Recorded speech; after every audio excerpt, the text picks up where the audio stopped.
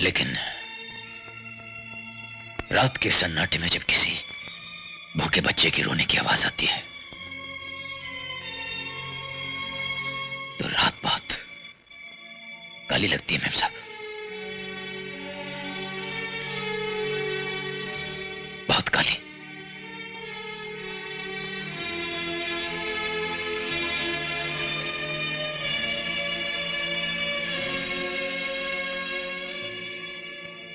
जानते हो रात सबसे ज्यादा काली कब होती है? सुबह होने से बस जरा सा पहले। रात अगर बहुत काली है तो समझो अब सुबह होने को है। आप आ गए, अच्छा किया आपने। अरे काम नहीं करते तो ना करें, अपने यहाँ कौड़ी के मोल बहुत सारे मजदूर मिलते हैं। अब सुनिए गुलाब चंद जी, मैं दूसरी स्टेट से मजदूर बुलवाने वाला हूँ, मगर मुझे उसके लिए पुलिस प्रोटेक्शन चाहिए होगा। ये आपका भाई आइडिया अच्छा है। आप बिल्कुल बेफिक्र रहिए, आप वर्कर्स बुलवाइए, वो पुलिस सिक्योरिटी में, हम उन्हें पुलिस लाइंस में ठहरवाएंगे। वो पुलिस प्रोटेक्शन में फैक्ट्री जाएंगे, पुलिस प्रोटेक्शन में वापस आएंगे। तालचंद जी, इस हड़ताल को तोड़ने में हमारा जो भी कोऑपरेशन आपको चाहिए, हम आपके साथ।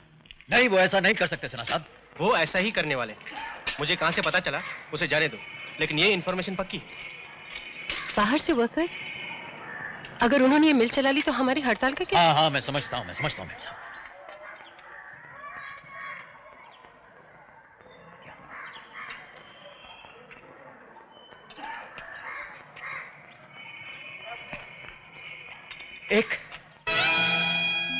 एक रास्ता है मेम साहब।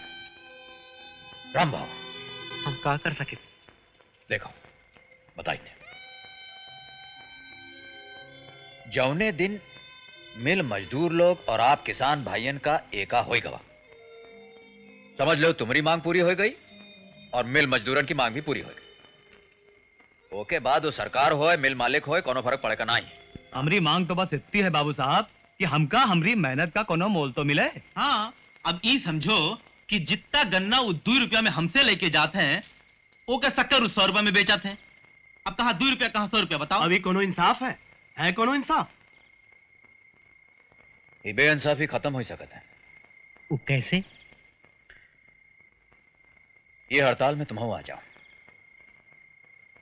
यहाँ इलाके में एक कौ किसान शुगर मिल वालन का एक गाड़ी गन्ना तो का वो दिन तक एक गन्ना ना देवे, जब तक मिल मालिक किसान और मजदूर भाइयों का जो मांग है वो पूरी ना कर दे।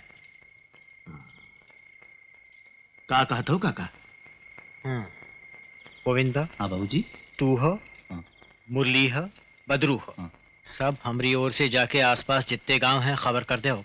बाबू साहब आए हैं और ये कहते हैं जो सुनो तुम सब, फिर जो फैसला करेगा होई कल सवेरे यहाँ आ जाए। हाँ भैया चलो।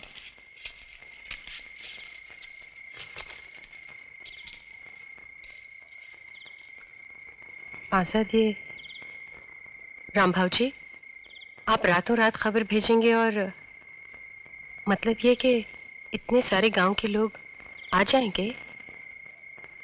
मेम साहब, हमका बुलाए हैं इतना कह सके थे, अब वो अहन की ना अहन हम कैसे कह सकते हैं?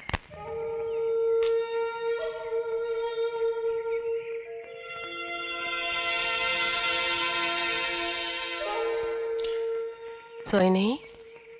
हाँ बस नींद नहीं आई। इस तरह रात भर बैठकर जागने से कोई मुश्किल थोड़ी आसान हो जाती है।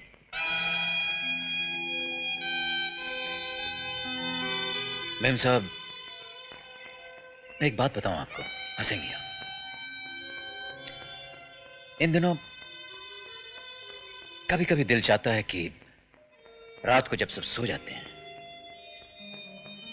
तो चुपके से उठूं और आहिस्ता से दुनिया के सारे गम, सारे दुख एक साथ मिटा के चुपचाप फिर सो जाऊं। सुबह लोग उठे तो हैरान हो जाए, अरे ये दुनिया इतनी अच्छी हो गई। ये दुनिया तो अच्छी ही है आजाद। देख लो अपने चारों तरफ, सब कुछ शांत है। हवा, पेड़ पौधे, ये चिड़ियां। बस एक इंसान ही है जिसने अपने आप को इतना दुखी बना रखा है। लेकिन उसे अपने आप को बदलना होगा। जिंदगी ऐसे तो नहीं चल सकती, कभी तो बदलेगी। ऐसा कैसे हो सकता है कि रात ही रात चलती रहे और सवेरा ना हो? ये तो नहीं हो सकता मेरे साथ।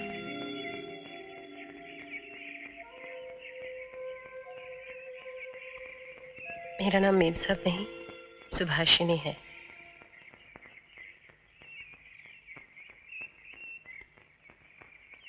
सुभाषिनी,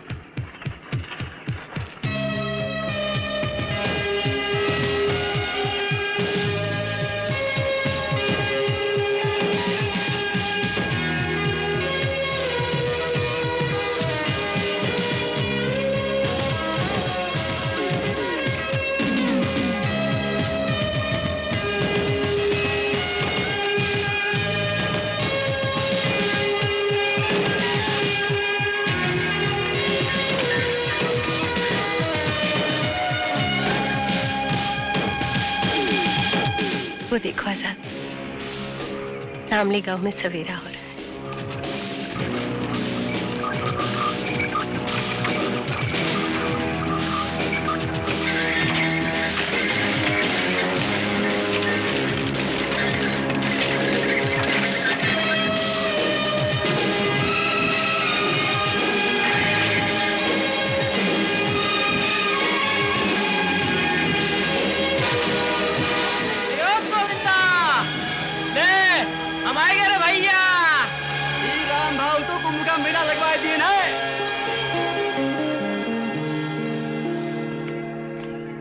क्या हुआ, कुछ पता चला? वो लोग अभी आपस में बात कर रहे हैं, देखें क्या फैसला। साहब, ये लो पानी। ये क्या है? आप पानी मांग रहे हैं ना हमसे?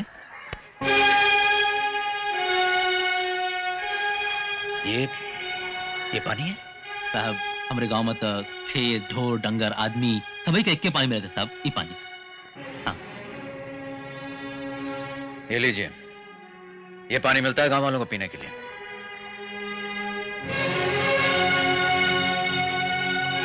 साहेब, मान गए, सगरे गांवन के लोग बात मान गए। अब जौन डगर आप चलाओ, उहे डगर हम चलें, समझे?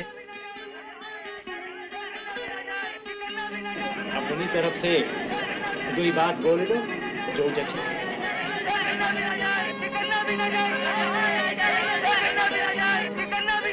भैया खामोश हो जाओ, खामोश हो जाओ।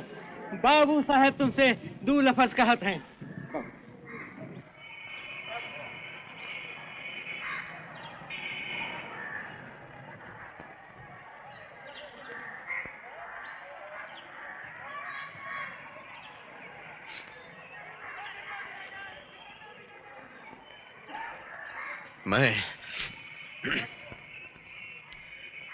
मैं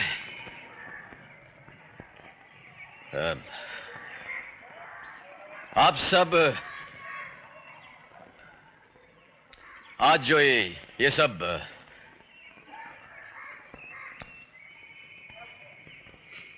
ये जो किसान और मजदूर समझते हो कि तुम जो कर रहे हो बहुत अच्छा कर रहे हो, मगर तुम गलत समझते हो।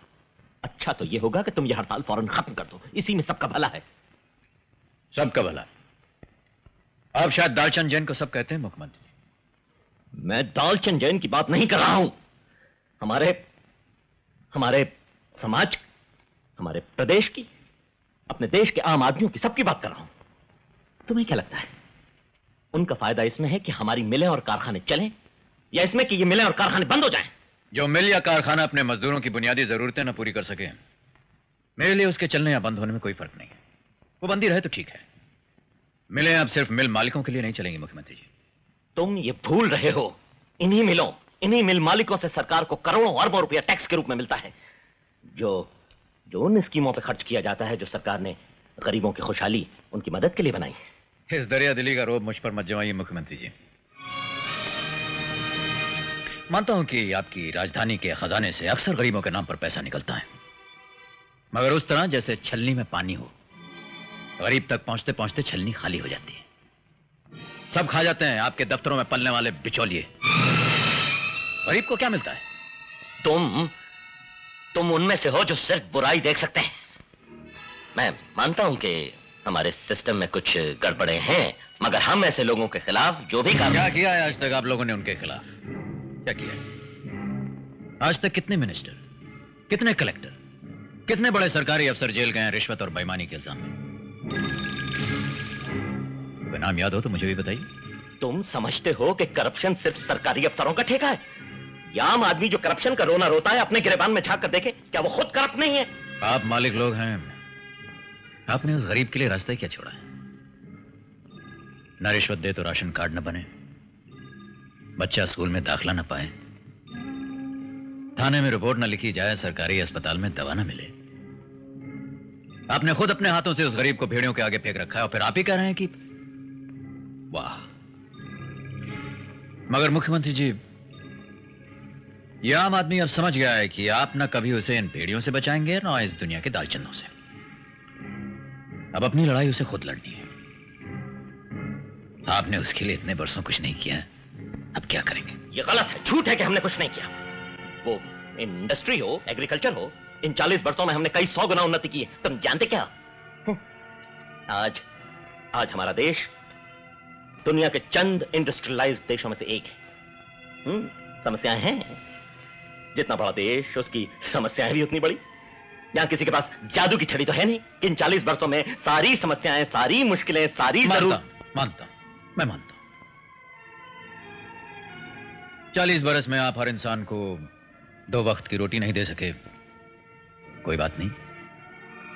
40 बरस में आप हर इंसान को तन ढकने के लिए एक जोड़ा कपड़ा न दे सके, कोई बात नहीं। 40 बरस में आप हर इंसान को सर छुपाने के लिए एक छत नहीं दे सके, कोई बात नहीं।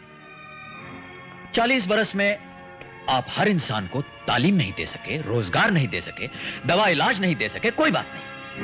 40 बरस में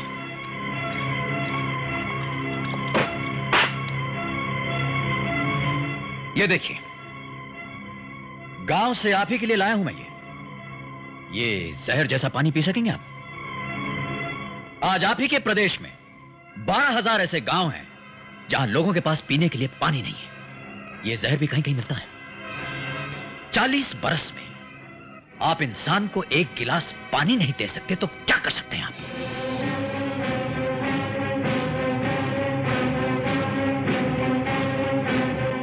आपको इस कुर्सी पर बैठने का कोई अधिकार नहीं है। उठ जाइए, उठ जाइए, वरना वो दिन दूर नहीं है जब लोग अपने हाथों से आपको उठा करके यहां से बाहर फेंक देंगे। मैं तो जा रहा हूं, मगर आप मेरी बात पर जरा सोचिएगा।